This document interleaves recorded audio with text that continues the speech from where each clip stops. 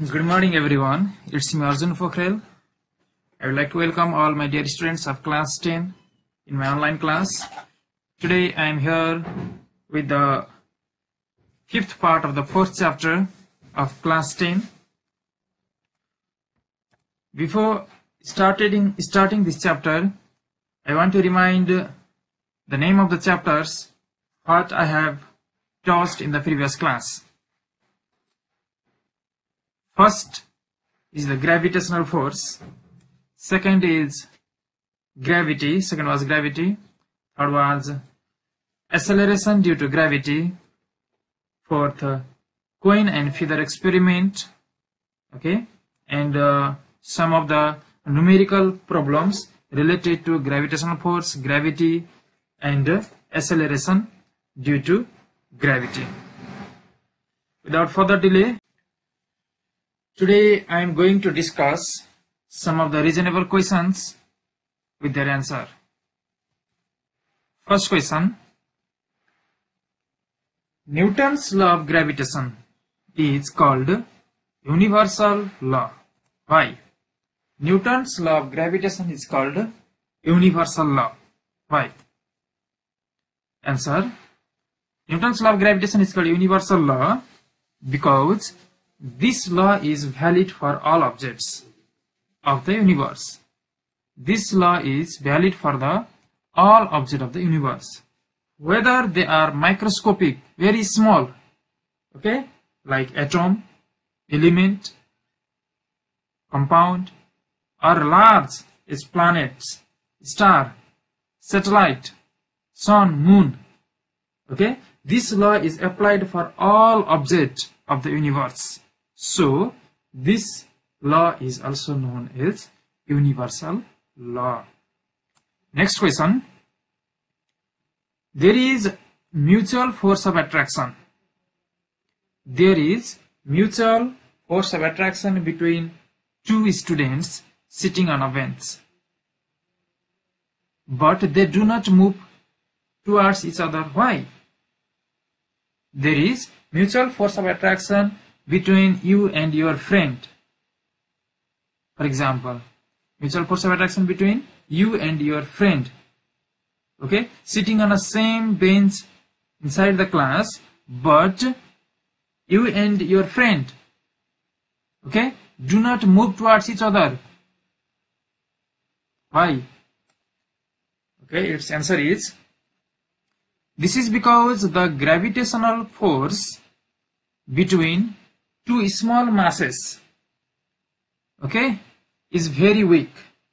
Suppose your mass is 50 kg and your friend mass is 60 kg, okay, very small mass.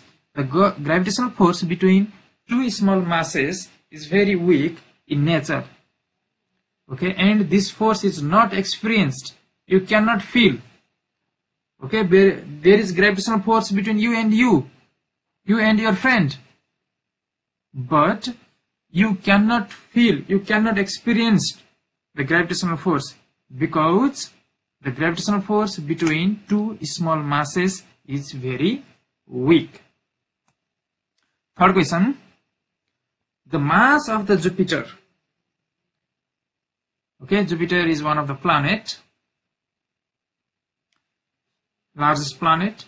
The mass of the Jupiter is about 319 times heavier than that of Earth, but its acceleration due to gravity is about 2.63 times greater than that of Earth.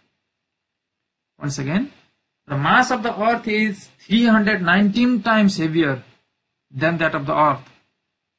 Suppose the mass of the Earth is 1 kg, suppose. Then mass of the Jupiter is what? 319 kg. Suppose, only suppose, okay? Mass of the Earth is, Jupiter is 319 times more, okay, than the mass of the Earth. But acceleration due to gravity, there is only little bit difference, only 2.63 times greater than that of the Earth. What is the reason behind it? Okay, answer: we have the relation small g is equal to capital G capital M by r square. That is acceleration due to gravity. Small g is inversely proportional to the square of the radius of the earth. Okay, we have the relation g is equal to what? G capital M by r square. It means acceleration due to gravity does not depend only on mass. It also depends on what? Radius of that body, of that object, of that planet. Acceleration due to gravity does not depend only on mass. It also depends on radius. Okay, even though the mass of Jupiter is so much heavier than the mass of Earth, square of radius reduces its acceleration. It means radius of the Jupiter also more than the radius of the Earth. That's why square of radius reduces its acceleration due to gravity. Thus, acceleration due to gravity of Jupiter is only 2.63 times greater than the acceleration due to gravity of Earth. Another question. The object falls faster in the polar region of the Earth. Okay, the object falls faster in the pole than at the equator. Why? Its answer. The value of acceleration due to gravity g is greater in the polar region.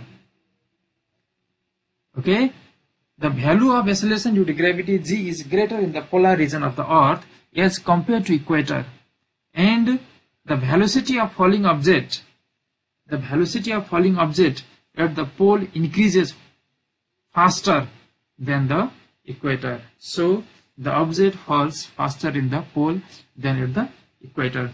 We know that the Earth is not perfectly spherical in the polar region. We know the Earth is not perfectly spherical.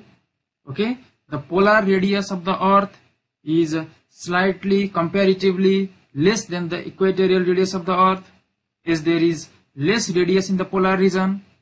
Okay, there is what? More acceleration due to gravity. Okay, as there is more acceleration due to gravity in the polar region, the velocity of falling object at the pole increases faster than the equator. So the object falls faster.